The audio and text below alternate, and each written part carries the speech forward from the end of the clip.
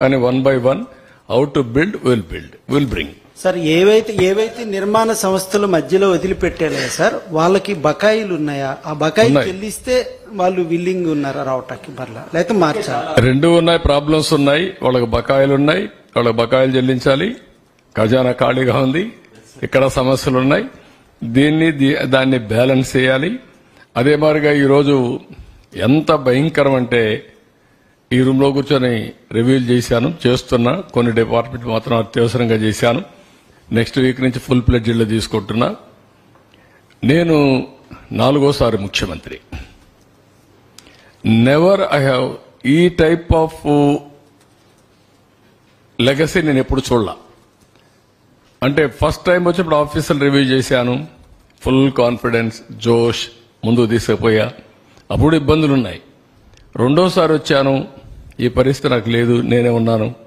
మూడోసారి వచ్చాను, అప్పుడు కొన్ని ప్రాబ్లమ్స్ ఉన్నా, కొత్త రాష్ట్రం, సవాళ్ళ ఛాలెంజెస్, పరిగెత్తమంటే పరిగెత్తే యంత్రాంగం.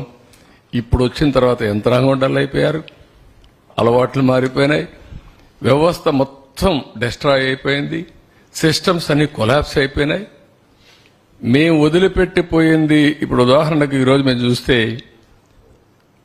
మొత్తం రాష్ట్రంలో మున్సిపాలిటీలో మస్కిటోస్ ఉండే స్పాట్స్ ఎన్ని ఉంటాయి అని మేము రీసెర్చ్ చేసి ఐడెంటిఫై చేసి బ్లాక్ స్పాట్స్ ఆ రోజు 20,000 ఉన్నాయని ఐడెంటిఫై చేశాం.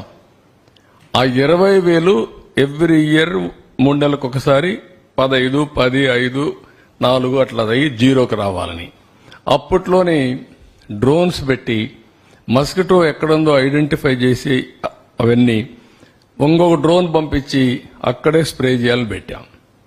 ఇప్పుడు ఏమీ లేవు. చెత్త తీసేవాళ్ళు లేరు, చెత్త వేసేవాళ్ళు ఉన్నారు. సార్ రాజధాని అభివృద్ధికి వాలంటీర్ గా సపోర్ట్ చేయడానికి వచ్చే వాళ్ళు ఉన్నారు. అట్లాంటి వాళ్ళని అందరినీ తీసుకుంటాం. ఇప్పుడు కొంతమంది నిన్న కూడా వచ్చారు, 1 లక్ష రూపాయలు ఇస్తున్నారు, కొంతమంది 10 లక్షలు ఇస్తున్నారు. ఆ స్ఫూర్తి ఉంది. కానీ వాళ్ళు పూర్తిగా వాళ్ళ సహకారం తీసుకుంటూనే మనం అంచెలంచెలుగా ముందుకు పోవాలి. Will move forward. దానికి ఏమైనా స్పెషల్ లైన్ తీసుకుంటారు అంటే ఏదన్నా లైన్ ఏమి లేదు, ఆకాశమే హద్దు. నువ్వు ఒక ఆలోచన ఇస్తే దాన్ని కూడా అమలు చేస్తా, ఒక ఆయన ఆలోచిస్తే అది కూడా అమలు చేస్తా. నా మనస్తత్వం అదే. ఒక్క విషయం మీరందరూ ఒకటి గుర్తుపెట్టుకోవాలి, నాకు ఫిక్స్డ్ ఐడియాలజీ గానీ రిజర్వేషన్స్ ఉండవు.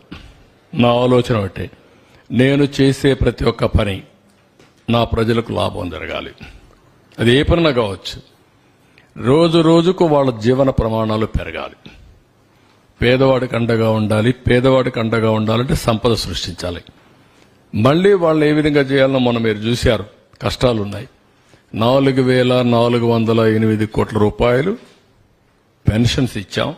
ఇవ్వడం కాదు, రాగద్వేష కొంతమంది అన్నారు, ఇందులో వైఎస్ఆర్ కాంగ్రెస్ పార్టీ కావాలని ఇచ్చుకున్నారన్నారు. కాదు, ఫస్ట్ అందరికి ఇవ్వండి, అనర్హులు ఉంటే తర్వాత చూసుకుంటాం, కానీ కక్ష విధానం ఎక్కడా ఉండడానికి వీల్లేదన్నా ఇచ్చాం.